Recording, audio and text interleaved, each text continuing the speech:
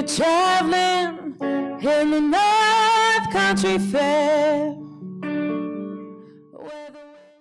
Good afternoon. I'm Christy Desmet, a colleague of Judy's for a long time from the Department of English.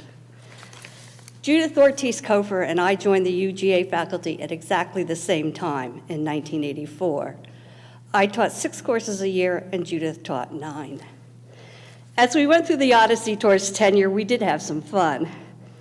Judy and I both wore quite high heels in those days, and as we walked each day from the coffee room to our little third-floor offices, one of the older professors would emerge from his office with arms crossed and brows furrowed to see what was making such a clatter. Women's high heels were apparently a novelty on the 3rd floor of Park Hall then. Judy and I started fantasizing about how when we grew old, we would march around Park Hall loudly in high heels with our walkers. As time went on, I was aware of how important Judy was becoming as a writer, both at home and in the world at large. In 2008, I chaired an informal session in Park Hall that filled up immediately with students, colleagues, and members of the public. When one year, Judith was the featured writer at the National Conference on College Composition and Communication, the leading organization for college writing faculty, it was standing room only in the double-wide hotel ballroom, seating somewhere between 500 to maybe 900 people. But when Judy died, I learned anew, in part from Facebook, just how many people's lives she had touched, including a high school teacher I know in Wisconsin and undergraduates from many years past, Leandra. Colleagues have since mentioned, as you've heard today, how generous she always was with her time, coming to read to and talk with classes. She inspired many students to take their writing seriously. More than one undergraduate left class fired up by the short piece Jerry referred to, 5 a.m. Writing as Ritual, which was Judy's account of how and when she found time to write. Even in her final years before retirement, Judith would mentor 4 or 5 undergraduates a year as interns in her writing classes who wanted to learn from her how to be a writer. Judy had such a great effect on us all for 3 reasons, and don't worry, this isn't a 5-paragraph essay. But first, she always let you know that you were loved. Second, she showed you that your own life was fun, an adventure, even worthy of storytelling.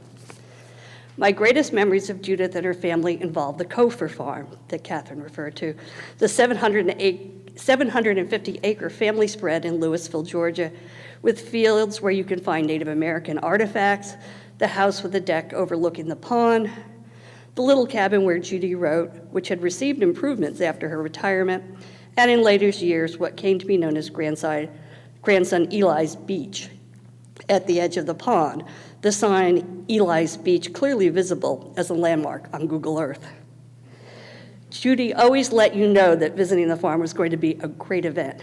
We would fish, sometimes have a fish fry, or eat a sumptuous southern meal cooked by John, let the dogs run around and chase squirrels, dig for voles, and generally supervise the fishing, and just enjoy the farm and one another's company.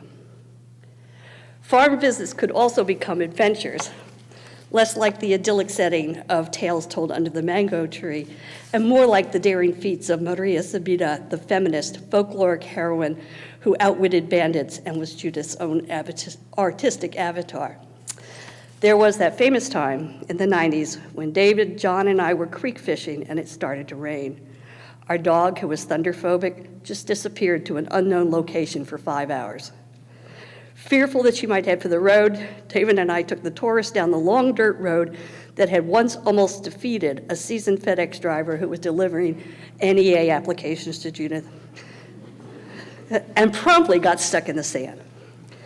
John had called his parents to be on the lookout for the dog, and eventually CH came up with his tractor to dig out the tourists. The tractor bucked up and down ferociously, and just as the car came loose, out of the woods wandered the dog, mildly interested in this hullabaloo. Judith somehow presided over this entirely extraordinary event as something between command central and tutelar deity and chronicler. By now it was 9 p.m. and growing dark. John went out and got steaks. The projected dinner of fresh caught fish understandably had not materialized, and we retired in relief at 11 p.m. The next morning, while we were having coffee and Tanya emerged undoubtedly from studying mathematics, suddenly Casper, the deaf cat, tore around the corner with the handle of our dog food bag stuck around his neck, slinging kibble all over the house. We'll never be invited back, we told each other. After we had gone, Judith later said, as she turned back to go in the house, all she could see were tails hanging down from the trees. As a parting gift, the unrepentant dog had treated every one of the outdoor cats. We were invited back again for John's Southern feast and later organic vegan feast from the Cofer garden, and the family grew with Tanya, Dory, and Eli home for visits.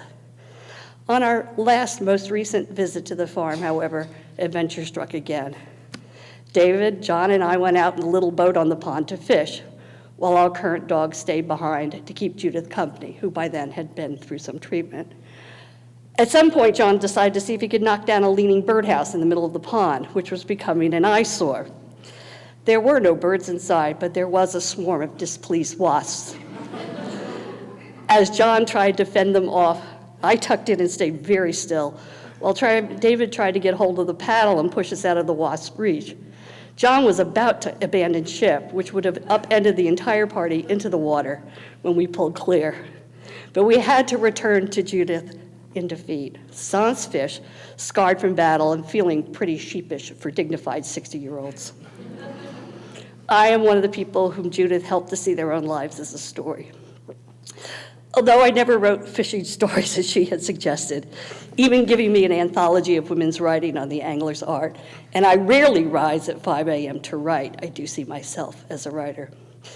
That was the greatest gift Judith Cofer gave us all, an understanding of the importance and joy of writing, of committing to the ritual. And I'm very grateful to John, Tanya, Dory, and Eli for having shared her with us.